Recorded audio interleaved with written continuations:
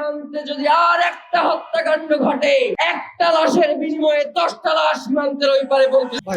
তিনি একটা ছদ্মনামে লিখতেন, সেই নামটা কি আপনারা জানেন? তিনি সীমান্ত শরীফ ছদ্মনামে লিখতেন। কারণ আমরা এমনই এক জিল্লতির জীবন পার করছি, সীমান্তে আমাদের ভাইদেরকে হত্যা করা হয় আর আমরা গিয়ে খাটিয়ায় করে তাদের লাশ নিয়ে আসি, এর বাইরে আমাদের আর কিছু করার নাই।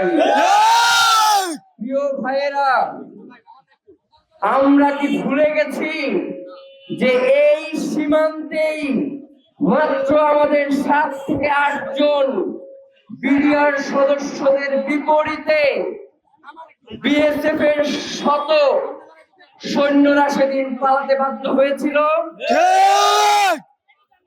আমাদের ভাইদেরকে হত্যা যারা করবে, সীমান্তে আমাদের ভাইদের উপরে যারা আঘাত করবে, রাষ্ট্র যদি যথাযথভাবে ব্যবস্থা গ্রহণ না করে, তাহলে বাংলাদেশের মানুষকে সেই ব্যবস্থা গ্রহণ করতে হবে। আমি অত্যন্ত ধন্যবাদ জানাই নাসির ভাইকে, এত ব্যস্ততার মধ্যেও উনি সীমান্তে গিয়ে সেই শহীদ সীমান্তের মানুষদের সাথে দেখা করে এসেছেন।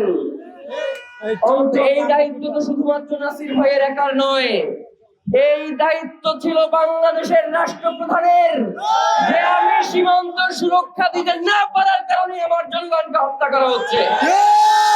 কিন্তু আশ্চর্য বিষয়, বাংলাদেশের সরকার এই ব্যাপারে কোনো কথা বলছে না। রাজনৈতিক দলগুলো শুধু ভারতের মদত পুষ্ট হওয়ার কারণে তারা এই ব্যাপারে কোনো কথা বলছে না। কিন্তু বাংলাদেশের অধিকাংশ জনগণ যারা এই সীমান্ত হত্যার বিরুদ্ধে, একটা আন্তর্জাতিক আইন রয়েছে যে সীমান্তে অনুপ্রবেশকারীকে গ্রেফতার করে যথাযথ বিচারের মুখোমুখি করতে হবে, কিন্তু বিএসএফ কোন আইনের তোয়াক্কা করছে না। সীমান্তে আমাদের ভাইদেরকে নির্বিচারে গুলি করে হত্যা করছে, তারা ফেলানিকে হত্যা করে কাঁটাতারে ঝুলিয়ে রাখছে, তারা স্বর্ণদাসকে হত্যা করে খাটিয়ায় করে দেশে পাঠিয়ে দিচ্ছে। সীমান্তে যদি আর একটা হত্যাকাণ্ড ঘটে, একটা লাশের বিনিময়ে 10টা লাশ সীমান্তের ওই পারে পৌঁছে। সবাইকে অসংখ্য ধন্যবাদ।